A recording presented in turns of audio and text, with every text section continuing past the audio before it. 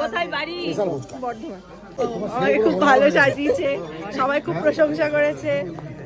আবার আমি সাজবো কিছু হলে, বিয়ে টিয়ে লাগলে। হাই হ্যালো এভরিওয়ান, দিনটা ছিল 24 নভেম্বর আর আমার উপর দায়িত্ব ছিল ঘোষ বাড়ির 3 কন্যাকে সাজানোর।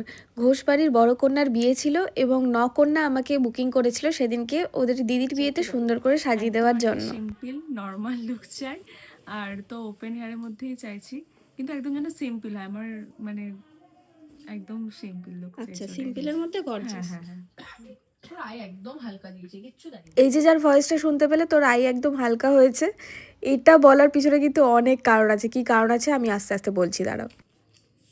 খুশি লাগে তো, এটা অনেক বসবে, এখন কিচ্ছু হয়নি। আর সত্যিই তাই, এরকম মেসি হেয়ারস্টাইল করতে গেলে ক্লায়েন্ট যদি একবার নিজের মুখ দেখে নেয় তাহলে নিজেকে রাক্ষসী ফক্ষসী অনেক কিছু ভেবে নেয়।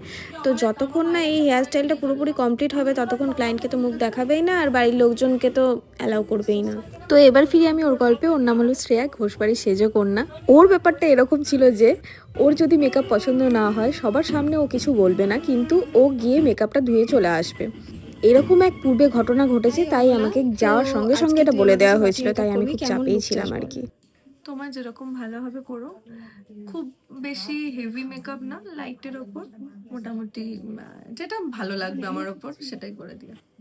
তো এই যে হলো অহনায় আমাকে সেদিনকে বুকিং করেছিল। শুধুমাত্র ও আমার ক্লায়েন্ট নয়, ওর সঙ্গে আমার বহুদিনের পরিচয়। আমি যখন ছোটোবেলায় নাচ শিখতাম তো তখন থেকে ওর সঙ্গে আমার চেনা। ও আমার নাচের স্কুলে একজন বোন। ওর ফিচার্সটা এত সুন্দর ছিল যে আমি বহুবার ওকে মডেল করবো ভেবেছি, কিন্তু আমি টাইমের অভাবে করে উঠতে পারিনি। আমি এমনিই শ্যুট খুব কম করি। সেদিনকে ওকে সাজাতে হবে জেনে আমি ভীষণই এক্সাইটেড ছিলাম। ও আমাকে ফুললি পারমিশন দিয়েছিল, তুমি আমাকে মনের মতো করে যেরকম খুশি সাজাও।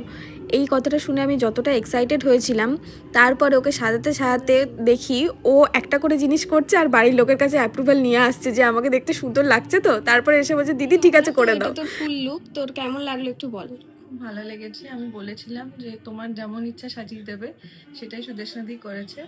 আমি সম্পূর্ণ ভরসা করেছিলাম, আমি তার রেজাল্ট পেয়েছি। খুব সুন্দর সাজিয়েছে। Thank you. তবে ওর এতটা পছন্দ হয়েছে দেখে আমারও খুব ভালো লাগলো। আর এই যে মিষ্টি মেয়েটা, ও হলো কাকন, ঘোষবাড়ির সব থেকে ছোট কন্যা। জীবনে এতজনকে সাজিয়ে ফেলেছি কিন্তু ওর মতো শান্ত মেয়ে আমি আর একটাইও দেখিনি। আর সেদিন শেয়ার কাছ থেকে রিভিউটা নিতে আমি একদম ভুলেই গেছিলাম। ফেস মেকআপ পুরোপুরি কমপ্লিট হওয়ার পর প্রথম যখন আয়না দেখে তখন বলে না আজকে মেকআপটা বেশ ভালোই লাগছে। এটা শুনেই আমি একটু স্বস্তি বোধ করি আর কি। আমি যেরকম চেয়েছিলাম পুরো ওরকম হয়েছে। চুলটাও খুব সুন্দর হয়েছে। এই বিয়ে বাড়িতে গিয়ে আমি যে পরিমাণ প্রশংসা পেয়েছি অফ দ্য ক্যামেরার, প্রতিটা মানুষ আমাকে ধরে ধরে বলেছে যে তিনজনকে খুব সুন্দর লাগছে। আর এই কথাটাই তারা একবার নয় বারংবার বলেছে, আর হোয়াটসঅ্যাপে পরেও বলেছে তোমাদেরকে অনেক ভালোবাসা গো।